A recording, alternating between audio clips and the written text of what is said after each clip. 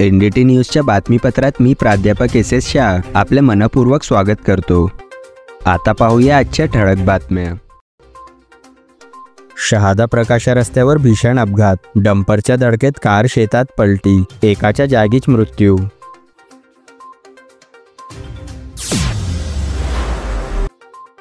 अतिवृष्टीने शहादा तालुका आदरला, 326 घरांचे छप्पर उडाले, केळी पपईचे नुकसान, आमदार पाडवींचा दौरा। शहादा येथे भांड्यांचे वाटप, नागरिकांची लांबच लांब रांग।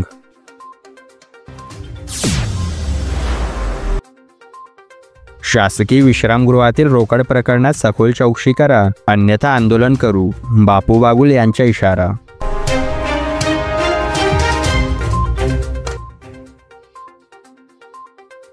आता सविस्तर बातम्या।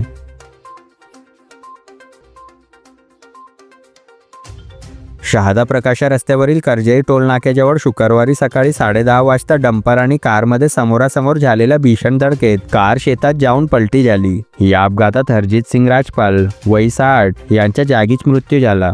मिळालेल्या माहितीनुसार हरजित सिंग हे कामानिमित्त कारने निघाले असताना समोरून भरधाव आलेल्या वाळू भरलेल्या डंपरने त्यांच्या कारला जोरदार धडक दिली। धडकेनंतर कार शेतात उलटली असून तिच्या समोरील भाग पूर्णपणे चुराडा झाला। घटनेनंतर स्थानिक नागरिक आणि पोलिसांनी घटनास्थळी धाव घेत मदतकार्य हाती घेतले। वैद्यकीय अधिकाऱ्यांनी हरजित सिंग यांना मृत्यू घोषित केले। डंपर ताब्यात घेतले असून शहादा पोलीस ठाण्यात गुन्हा नोंद करण्यात आला आहे। अधिक तपास सुरू आहे। नमस्कार, मी पोलीस पाटील कर्जई गावाचा।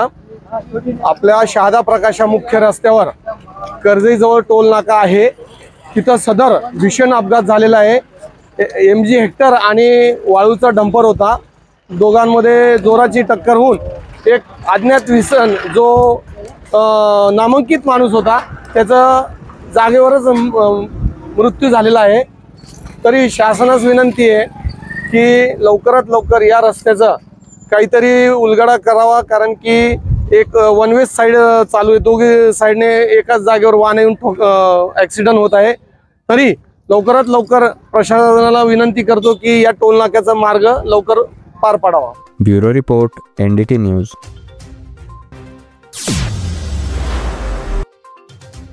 शहादा तालुक्यात 4 दिवसांपूर्वी वादळी वाऱ्यासह झालेल्या अतिवृष्टीने हाहाकार माजवला आहे। या नैसर्गिक आपत्तीत 326 घरांची पडझड तर 150 एकरांहून अधिक क्षेत्रातील केळी व पपई पीक जमीनदोस्त झाले आहे। 6 गायी जखमी तर 2 नागरिक किरकोळ जखमी झाले आहेत। या पार्श्वभूमीवर आमदार राजेश पाडवी यांनी प्रत्यक्ष दौरा करत मंदाणा, गोगापूर, टुकी, सुलवाडा, रायखेड आदी गावातील शेतकरी व नुकसानग्रस्त नागरिकांची भेट घेतली। शासनाच्या मदतीसाठी तत्काळ पंचनामे करण्याचे आदेश त्यांनी यापूर्वीच प्रशासनाला दिले होते। या दौऱ्यात तहसीलदार दीपक गिरासे, डॉक्टर किशोर पाटील, दीपक पाटील, गणेश पाटील आदी पदाधिकारी उपस्थित होते। वादळामुळे शेतातील केळीची झाडे आडवी झाली, घरांचे छप्पर उडाले, सौर ऊर्जेच्या प्लेटा व साहित्य उडून गेले।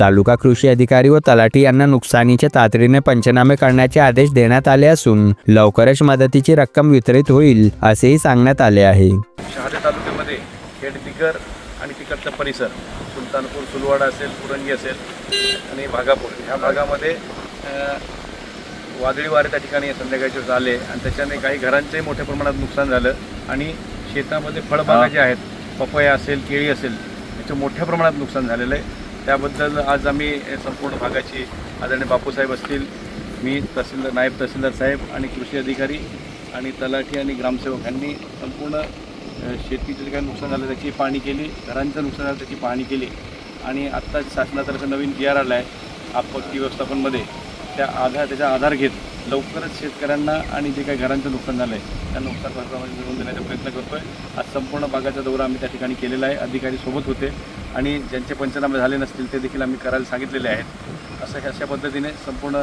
परिसरात जे काही नुकसान झालं आहे त्याची पाहणी आम्ही केलेली आहे। Bureau report, NDT news.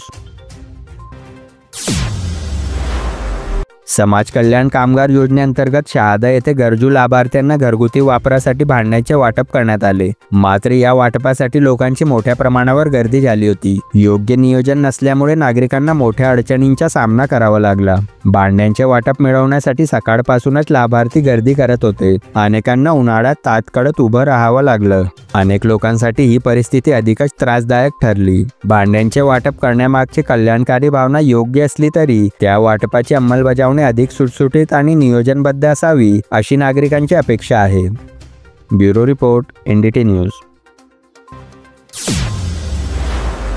शासकीय विश्रामगृहात सापडलेल्या कोट्यावधींच्या रोकड प्रकरणाची सखोल चौकशी करून दोषींवर गुन्हे दाखल करावेत, अन्यथा 2 जून रोजी जिल्हाधिकारी कार्यालयाबाहेर आंदोलन छेडले जाईल असा इशारा सामाजिक कार्यकर्ते बापू बागुल यांनी दिला आहे. धुळे व नंदुरबार जिल्ह्यातील कामांची पाहणी करण्यासाठी आलेल्या आमदारांच्या टीमच्या भेटीदरम्यान विश्रामगृहात सुमारे 1,48,00,000 रुपये सापडल्याची माहिती आहे.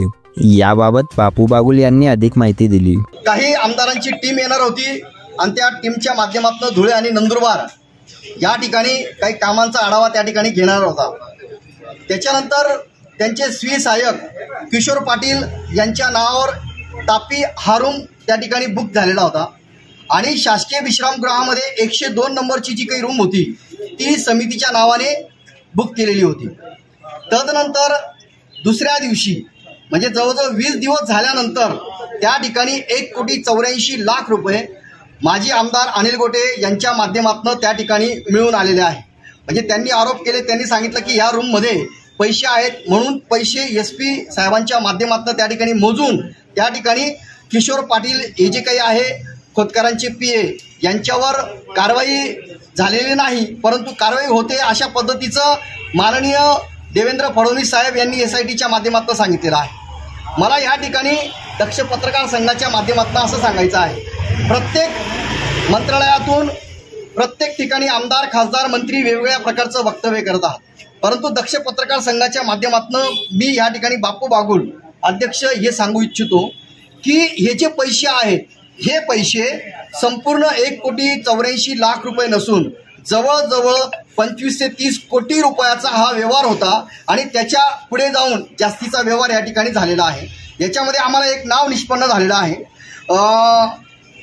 नंदुरबार जिल्ह्याचे शासकीय अधिकारी दीपक शिवदास यांचे हे जे काही अधिकारी आहेत, महाव्यवस्थापक जिल्हा उद्योग केंद्राचे, यांचं जर कॉल रेकॉर्डिंग केलं, CDR जर काढला तर किशोर पाटील आणि CDR यांच्या माध्यमातून ह्या ठिकाणी मोठ्या पद्धतीने ही जी काही संपूर्ण सायकल आहे ती सायकल या ठिकाणी निष्पन्न होऊ शकते. म्हणून दक्ष पत्रकार संघाच्या माध्यमातून आम्ही या ठिकाणी असं सूचित करतो की संपूर्ण धुळे आणि नंदुरबार जिल्ह्यातले जेवढे शासकीय अधिकारी आहेत त्या अधिकाऱ्यांचं या ठिकाणी रेकॉर्डिंग तपासलं गेलं पाहिजे, CDR काढण्यात आला पाहिजे. जर असं झालं नाही तर 2 तारखेला धुळे जिल्हाधिकारी यांच्या कार्यालयासमोर आम्ही या ठिकाणी जन आंदोलन करणार आहे. Bureau report, NDT news.